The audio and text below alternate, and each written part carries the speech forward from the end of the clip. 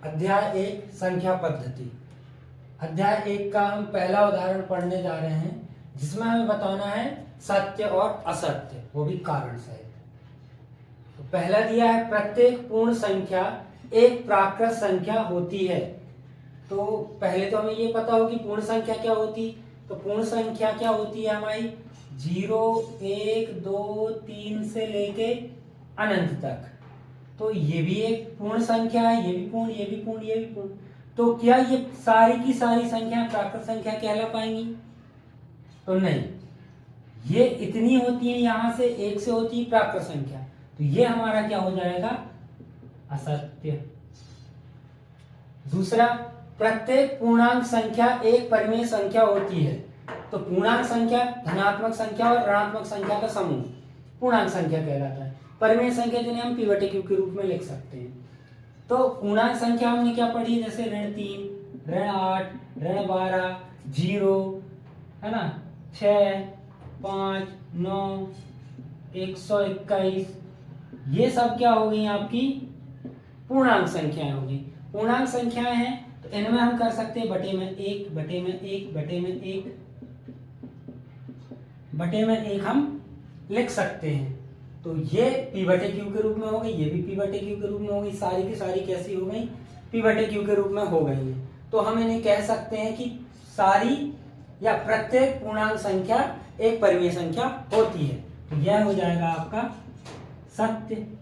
अब अगला क्वेश्चन देखते हैं, तीसरा। प्रत्येक परिमेय संख्या पूर्णांक संख्या होती है। तो परिमेय संख्या क्या हो गई? जैसे 5 के बटे में 1 ले लिया, ऋण 7/1 ले लिया। तो इनको तो हम लिख सकते हैं, जैसे 5 को 5 लिख दिया, 7 को ऋण 7 लिख दिया। क्या हम 1/2 को कुछ लिख सकते हैं क्या? 3/4 को? ये तो परिमेय संख्या ही रहेंगी, ये तो परिमेय संख्या रहेंगी, ये पूर्णांक नहीं कहलाएंगे। तो ये तीसरा क्या हो जाएगा आपका? असत्य। अगला उदाहरण है उदाहरण नंबर 2, जो कहता है 1 व 2 के बीच 5 परिमेय संख्याएं ज्ञात कीजिए।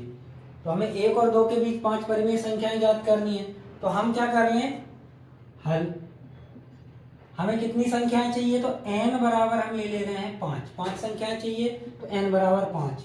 हमें फॉर्मूला दिया है कि हम n/1 से जो भी संख्याएं दी गई उनमें गुणा करेंगे। तो n/1 क्या हो जाएगा आपका? n + 1 = 6। तो हम क्या करेंगे?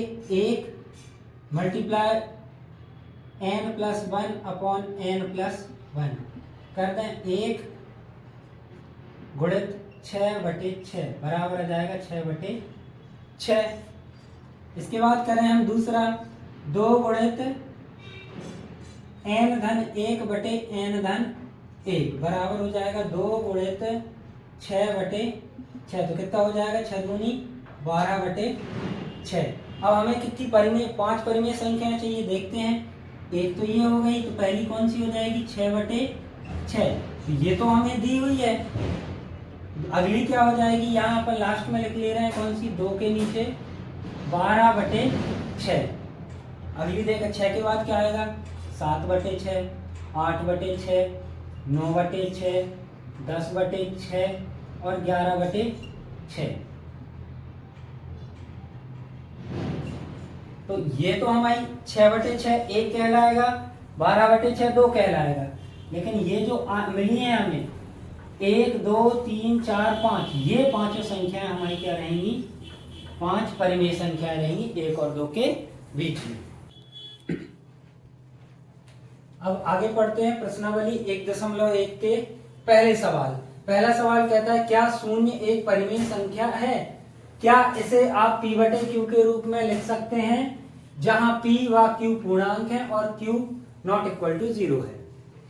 तो सबसे पहली चीज, क्या 0 एक परिमेय संख्या है? तो हमने परिमेय संख्या के बारे में पढ़ा है कि हम परिमेय संख्या को p/q के रूप में लिख सकते हैं, और जहां पे q ≠ 0 रहेगा। p के बारे में तो हमने कुछ नहीं पढ़ा, तो हम लिख सकते हैं यहां, हाँ, 0 एक परिमेय संख्या है। इसके बाद क्या आप इसे p बटे क्यू के रूप में लिख सकते हैं? तो हाँ लिख सकते हैं। हाँ, इसे p बटे क्यू के रूप में लिख सकते हैं। कैसे? 0/1, 0/2, 0/5, 0/4 ऐसे करके लिख सकते हैं। प्रश्न नंबर 2, 3 व 4 के बीच आपको 6 परिमेय संख्याएं ज्ञात करनी है। तो वो सवाल आपका हल होगा उदाहरण 2 की तरह, बिल्कुल। तो हम करेंगे प्रश्न क्रमांक 3, 3/5 और 4/5 के बीच 5 परिमेय संख्याएं ज्ञात करना है। तो हम करें हल। हमें संख्याएं कितनी चाहिए? n बराबर 5। तो n + 1 बराबर कितना हो जाएगा? 6। तो हम क्या करेंगे? 3/5 गुणित करेंगे 6/6। इसको कैसे करेंगे? n-1/n-1 बराबर होगा क्या? 3/5 गुणित 6/6 बराबर पीछे हो जाएगा कितना? 18 और 5 × 30। सेम 4/5 के लिए 4/5 गुणित n-1/n-1, 4/5 गुणित 6/6, 4 × 6 24 और 5 × 30। तो हम लिखेंगे क्या? 18/30। ये हो गई हमारी क्या? 3/5। उसके बाद बढ़ते चलेंगे। 18 के बाद 19/30, 20/30, 21/30, 22/30, 23/30 और 24/30 क्या हो गई आपकी? 4/5वीं संख्या। तो हमें मिली कितनी? 1, 2, 3, 4, 5, जो कि हमें 5 संख्याएं चाहिए थी। अब चलते हैं हम अगले सवाल पे, जो कि है प्रश्न क्रमांक 4, जो बताना है हमें सत्य और असत्य। तो पहला दिया है प्रत्येक प्राकृत संख्या एक पूर्ण संख्या होती है। तो हमें पूर्ण संख्या बतानी कि जो है वो सारी की सारी पूर्ण संख्या है कि नहीं। तो प्राकृत संख्या कहां से स्टार्ट होती है? 1, 2, 3, 4 से स्टार्ट होती है और कहां तक जाती है? अनंत तक।